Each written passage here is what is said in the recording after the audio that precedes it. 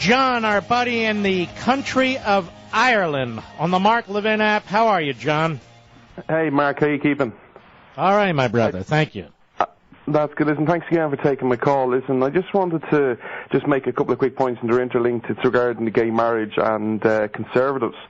You've changed my life in the last couple of months, and you'll know why in the future. But one of the sayings, you've changed my whole outlook on life. Remember about a month or 6 weeks ago, you played the Reagan quote from the speech in the RNC in '92 about him appealing to your best hopes. Yes, sir. And it's changed my outlook, and that Conservatives need to talk about the positivity, and that there's so many opportunities out there right now to, if you can't argue against this liberal mindset, like the stuff that's going on in New York, and talk about smaller government now, you're never, ever going to get the opportunity to do it again. Mm-hmm. And this gay marriage, if ever there was a case for the 10th Amendment, I don't know about your opinion, but this has to be the perfect thing. And that's the frustrating thing. No one is articulating this. I think there is such a lack of belief in the inner core of certain Conservatives. Their core, they don't believe what they're saying. And it's so sad, because as hard as it is to look at the stuff that's going on, and it's so frustrating, it has to be an opportunity. Even because I speak to a lot of friends in New York, and I kind of go, and they're massive liberals, and I go, you're a liberal. Are you telling me you want someone telling you what soda you can buy? What eardrums you can listen to, what volume music? These are not core liberal principles. It's statism. And if you can't defeat it and speak out against it now, when are you ever going to do it? Well, here's the thing. I agree with you. Here's the thing.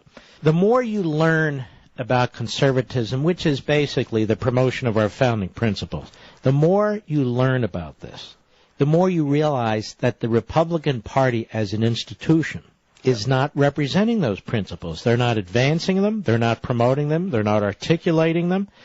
You'll have a few come on my show or come on TV and so forth, but I'm talking about in the aggregate.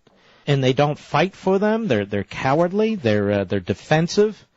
And this is a big problem. The problem is not just having our strong positions, but effectuating them.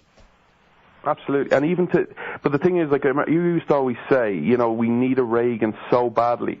And I used to always just think it's just his record. But now I've studied him a lot over the last 6 weeks, and his actual listening to his speeches on YouTube.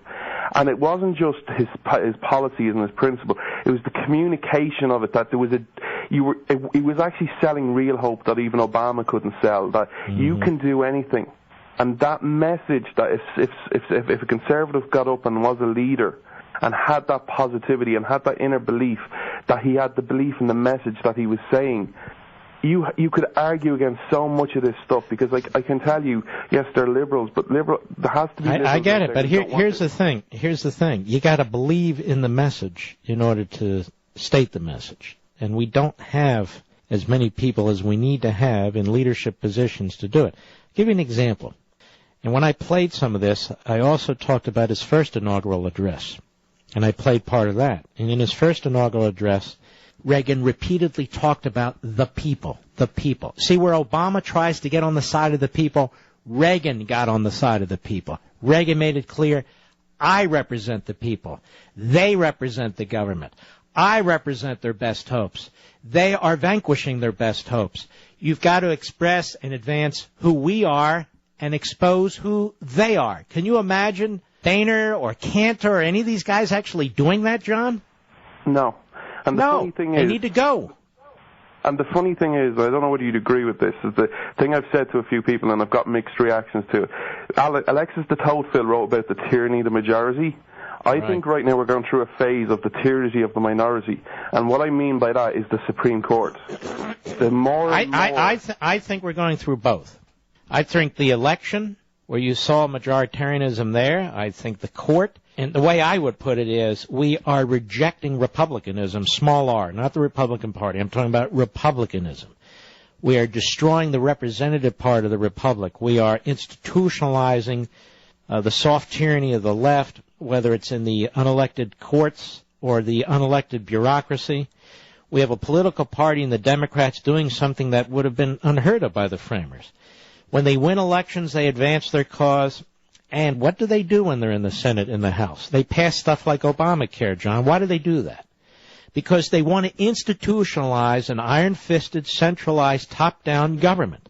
So when they lose elections, because they assume they won't win every single one, they'll never lose the policy. Absolutely. This is a huge problem for a republic. It's a huge puzzle that we have to deal with, because they use liberty against us. They use the representative process against us. While they're devouring both, they're advancing their cause. Very much like leeches, sucking the blood out of the body politic, and that's what they're doing. Called them. What's that? He was so right. That's what Reagan called them, the leeches on society. I didn't even know that. All right, Big John. Can I just make one quick point, just because I heard Jeff Sessions earlier on? You know the way people don't like to say they're anti-something? The Republican Party, they're not anti-immigrants, they're pro-legal immigrants. And that's something that can sell I think we've been saying that for years. The problem isn't even a question of positioning right now. The problem is that we have a relative handful of masterminds who have decided how they want to handle immigration. They're operating in secret. They're working with some groups that they want to work with, but we, the people, are completely cut out of this. And I've had enough of it. No longer will I support any proposed law, any bill that doesn't have where the light of day isn't on it, and for a long period of time. God bless you, my friend. Call us again. That's Big John. You can see him on our Facebook site, Mark Levin Show. We have where John shows up, and he's a wonderful guy. Wonderful guy.